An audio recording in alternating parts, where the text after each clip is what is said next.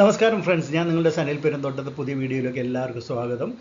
November 7 മുതൽ 11 വരെ open ആയിരിക്കുന്ന ഒരു ഇഷ്യൂവിൻ്റെ ഡീറ്റെയിൽസ് ആണ് ഇന്ന് നമ്മൾ ഡിസ്കസ് ചെയ്യുന്നത്.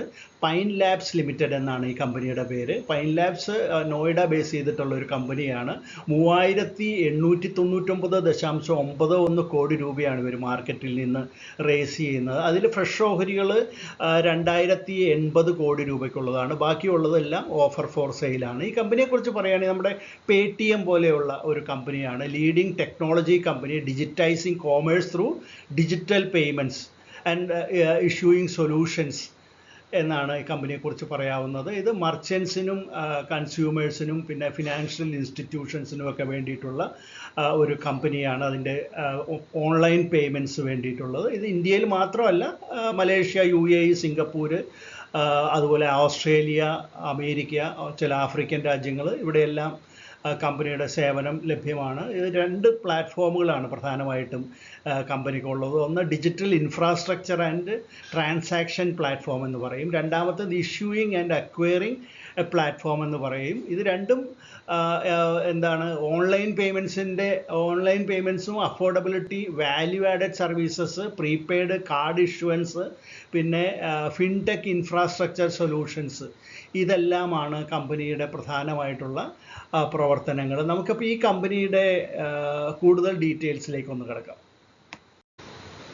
2025 ധനകാര്യ വർഷത്തിൽ പൈൻ ലാബ്സിൻ്റെ സേവനത്തിലൂടെ നടത്തിയിട്ടുള്ളത് 568 കോടി ട്രാൻസാക്ഷൻസാണ്. ആ ട്രാൻസാക്ഷൻ്റെ വാല്യൂ നോക്കുകയാണെങ്കിൽ 11,42,497 കോടി ആണ് ഗ്രോസ് ട്രാൻസാക്ഷൻ വാല്യൂ, GTV എന്ന് പറയും, ഗ്രോസ് ട്രാൻസാക്ഷൻ വാല്യൂ എന്ന് പറയുന്നത്. അപ്പോൾ അത് 9,88,304 മർച്ചൻസ് ഇത് വഴി ഇടപാടുകൾ നടത്തുന്നു. അത് 716 കൺസ്യൂമർ ബ്രാൻഡുകളും എൻ്റർപ്രൈസുകളും 177 ഫിനാൻഷ്യൽ ഇൻസ്റ്റിറ്റ്യൂഷൻസും പൈൻ ലാബ്സിൻ്റെ സേവനം ഉപയോഗിക്കുന്നു ഈ 2025 എന്നുള്ളത് എടുത്തു പറയേണ്ട ഒരു കാര്യമാണ്. പൈൻ ലാബ്സ് ഈ അടുത്ത കാലത്തായിട്ട് quick silver, Setu, Mosambee, credit plus തുടങ്ങിയിട്ടുള്ള ചെറിയ കമ്പനികളെ കൂടി അക്വയർ ചെയ്തിട്ടുണ്ട്. അപ്പോൾ അതുവഴി അവരുടെ API ബേസ്ഡ് ഫിൻടെക്സ് ഇൻഫ്രാസ്ട്രക്ചറും സ്മോൾ മർച്ചൻറ്റ്സ് ഡിജിറ്റൈസേഷൻ്റെ എല്ലാം കേപ്പബിലിറ്റി കൂടിയിട്ടുണ്ട് ഇത്തരത്തിലുള്ള അക്വിസിഷൻസ് വഴി. ഇപ്പോൾ ടോട്ടൽ നോക്കുകയാണെങ്കിൽ കമ്പനിക്ക് 4,500 അടുത്ത് എംപ്ലോയീസാണുള്ളത്. ഇനി കമ്പനിയുടെ പ്രൊമോട്ടേഴ്സിൻ്റെ ലിസ്റ്റ് നോക്കുകയാണെങ്കിൽ സെബിയുടെ നോംസ് അനുസരിച്ച് ഉള്ള ഒരു പ്രൊമോട്ടർ എന്ന് പറയാനായിട്ട് ആരുമില്ല. അതായത് പ്രൊമോട്ടർ എന്ന് പറയുമ്പോഴത്തേക്കും സെബി നോം അനുസരിച്ച് ഇത്ര % കൂടുതൽ ഹോൾഡിംഗ് ഉള്ള ആളുകളായിരിക്കണമെന്നുണ്ട്. അപ്പോൾ അങ്ങനെ നോക്കുകയാണെങ്കിൽ Peak 15 Partners Pine Investment Holding എന്ന് പറയുന്ന ഒരു കമ്പനിക്ക് മാത്രമാണ് 15% കൂടുതൽ, അതായത് 20.25% ഓഹരികളുടെ ഹോൾഡിംഗ് ഉള്ളത്. അപ്പോൾ അതാണ് ഏറ്റവും വലിയൊരു ഷെയർ ഹോൾഡർ എന്ന് പറയാവുന്നത്. ആ ഒരു കോർപ്പറേറ്റ് എൻറ്റൈറ്റിയാണ്. പിന്നെ കമ്പനിയുടെ ഒരു CEO അല്ലെങ്കിൽ മാനേജിംഗ് ഡയറക്ടർ, ചെയർമാൻ എന്നെല്ലാം പറയുന്നത് B. അംബരീഷ് റാവു എന്ന് പറയുന്ന ഈ ചിത്രത്തിൽ കാണുന്ന വ്യക്തിയാണ്. ഈ ഇഷ്യൂവിൽ ഓഫർ ഫോർ സെയിൽ എന്ന് പറയുന്നത് 1,819.91 കോടി രൂപയ്ക്കുള്ളതാണ്. അത് പ്രധാനമായിട്ടും 10 ഹോൾഡേഴ്സ് അല്ലെങ്കിൽ ഇപ്പോഴത്തെ ഷെയർ ഹോൾഡേഴ്സാണ് പ്രധാനമായിട്ടും അത്രയും ഓഹരികൾ വിൽക്കുന്നത്. അതിൽ തന്നെ പ്രധാനപ്പെട്ടത് നമുക്ക് നോക്കുകയാണെങ്കിൽ Peak 15 Partners Pine Investment Holding എന്ന് പറയുന്ന കമ്പനി ഏകദേശം 2.3 crores ഓഹരികൾ വിൽക്കുന്നുണ്ട്. അതുകൂടാതെ Actis Pine Labs Investment Holding എന്ന് പറയുന്ന കമ്പനി 88.08 ലക്ഷം ഓഹരികൾ വിൽക്കുന്നുണ്ട്. പിന്നെ പേപാൾ PTE ലിമിറ്റഡ് എന്നുള്ള കമ്പനി 67.87 ലക്ഷം ഓഹരികൾ ഇത്തരത്തിൽ വിൽക്കുന്നുണ്ട്. അതുപോലെ Mastercard Asia Pacific Limited ഒരു 59.25 ലക്ഷം ഓഹരികൾ ഈ കൂട്ടത്തിൽ വിറ്റഴിക്കുന്നുണ്ട്. അപ്പോൾ ഇതൊക്കെയാണ് പ്രധാനമായിട്ടും ഓഫർ ഫോർ സെയിലായിട്ട് വന്നിട്ടുള്ളത്. ഫ്രഷ് ഓഹരികളുടെ വിൽപ്പന വഴി ലഭിക്കുന്ന 2,080 കോടി രൂപ അവരെങ്ങനെയാണ് വിനിയോഗിക്കുന്നതെന്ന് നമുക്കൊന്ന് നോക്കാം. 532 കോടി രൂപ അവരുടെ കടബാധ്യതകളൊക്കെ തീർക്കാൻ വേണ്ടിയിട്ട് ഉപയോഗിക്കുമെന്ന് പറയുന്നുണ്ട്. 60 കോടി രൂപ അവരുടെ സബ്സിഡിയറികൾക്ക്, സബ്സിഡിയറി എന്ന് പറയുമ്പോൾ നേരത്തെ പറഞ്ഞ പോലെ ക്വിക്ക് സിൽവർ സിംഗപ്പൂരുള്ള കമ്പനിയാണ്, അവർക്കും, പിന്നെ പൈൻ പേയ്മെൻറ്റ് സൊല്യൂഷൻസ് അത് മലേഷ്യയിലുള്ളതാണ്, പിന്നെ പൈൻ ലാബ് UAE-യിലുള്ള അവരുടെ ഒരു സബ്സിഡിയറി, അവർക്കെല്ലാം വേണ്ടിയിട്ട് അവരുടെ ക്യാപിറ്റൽ ആവശ്യങ്ങൾക്ക് വേണ്ടിയിട്ട് 60 കോടി വിനിയോഗിക്കുമെന്ന് പറയുന്നുണ്ട്. പിന്നെ ഒരു 760 കോടി രൂപ അവരുടെ IT ഡെവലപ്മെൻറ്റിനും എക്സ്പെൻഡിച്ചർ, അതായത് ക്ലൗഡ് ഇൻഫ്രാസ്ട്രക്ചറിന് വേണ്ടിയിട്ടും പിന്നെ ഡീസെൻട്രലൈസ്ഡ് പ്രൊക്യൂർമെൻറ്റ്സിനും ഒക്കെ വേണ്ടിയിട്ട് ഒരു 760 കോടി രൂപ വിനിയോഗിക്കുമെന്ന് പറയുന്നു. ബാക്കിയുള്ള എമൗണ്ട് കോർപ്പറേറ്റ് ആവശ്യങ്ങൾക്ക് ജനറൽ ആയിട്ടുള്ള ആവശ്യങ്ങൾക്ക് ഉപയോഗിക്കുമെന്നാണ് പറഞ്ഞിട്ടുള്ളത്. ഇനി കമ്പനിയുടെ ഫിനാൻഷ്യൽ സൈഡ് നോക്കുകയാണെങ്കിൽ 2025 ആദ്യ ക്വാർട്ടറിലെ കൺസോളിഡേറ്റഡ് പ്രോഫിറ്റ് 4.79 കോടി രൂപയായിരുന്നു. ഇത് കഴിഞ്ഞ വർഷം ഇതേ സമയത്ത് 27.89 കോടി രൂപയായിരുന്നു എന്നുള്ളത് നമ്മൾ പ്രത്യേകം ശ്രദ്ധിക്കേണ്ട ഒരു കാര്യമാണ്. എന്നാൽ റവന്യൂ ഈ സമയത്ത് 615.91 കോടി രൂപയുടെ റവന്യൂ ഉണ്ടായിരുന്നു. അതിന് മുമ്പത്തെ വർഷം 522.42 കോടി രൂപയേ ഉണ്ടായിരുന്നുള്ളൂ എന്നുള്ളത് എടുത്തു പറയേണ്ട ഒരു കാര്യമാണ്.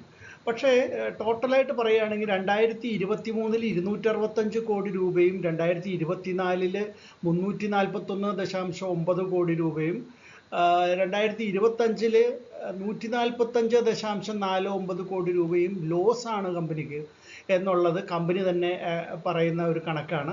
അതിൽ അവർ എടുത്തു പറയുന്ന ഒരു കാര്യം, അതുകൊണ്ട് തന്നെ ഇതിൻ്റെ ഇത്രയും ലോസ് വരാൻ കാരണം അവർക്ക് ഹെവി ആയിട്ടുള്ള ഇൻവെസ്റ്റ്മെൻറ്റ് ഡെവലപ്മെൻറ്റ്സിന് വേണ്ടിയിട്ട്, കമ്പനിയുടെ ഗ്രോത്തിന് വേണ്ടിയിട്ട് ചെയ്യേണ്ടി വന്നു, അതുകൊണ്ടാണ് ഇത്രയും ലോസ് കാണിക്കുന്നത് എന്ന് പറയുന്നുണ്ട്. അതുപോലെ തന്നെ തൊട്ടടുത്ത വരാനിരിക്കുന്ന വർഷങ്ങളിലും ഇതുപോലെ ചെറിയ ലോസുകൾ ഉണ്ടാകില്ല എന്ന് പറയാനാവില്ല എന്നാണ് കമ്പനി പറയുന്നത് എന്നുള്ളത് നമ്മൾ ശ്രദ്ധിക്കേണ്ടതുണ്ട്. ഇനി നമുക്ക് മറ്റൊരു കാര്യം അറിയാനുള്ളത്, ഇതിൻ്റെ കോമ്പറ്റീറ്റേഴ്സ് ആരൊക്കെയാണ് ലിസ്റ്റഡ് ആയിട്ട് എന്ന് നോക്കുകയാണെങ്കിൽ 197 കമ്മ്യൂണിക്കേഷൻസ് അല്ലെങ്കിൽ Paytm എന്ന് പറയുന്ന കമ്പനി, അതുകൂടാതെ സാഗിൾ പ്രീപെയ്ഡ് ഓഷൻ സർവീസസ് എന്നുള്ള കമ്പനിയും ഇതിൻ്റെ ലിസ്റ്റഡ് പിയർ കമ്പനികളാണ്.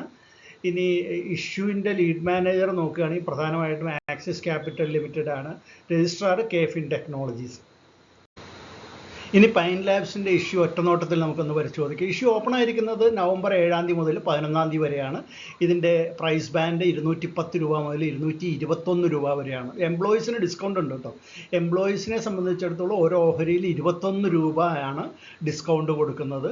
ഫ്രഷ് ഓഹരികൾ നേരത്തെ പറഞ്ഞ പോലെ തന്നെ 2080 കോടി രൂപയ്ക്കുള്ളതും ഓഫർ ഫോർ സെയിൽ 1819.91 കോടി രൂപയ്ക്കുള്ളൂ. അപ്പോൾ ഇഷ്യൂ സൈസ് എന്ന് പറയുമ്പോൾ ടോട്ടൽ പറയുമ്പോൾ 3899.91 കോടി രൂപയ്ക്കുള്ളതായിരിക്കും.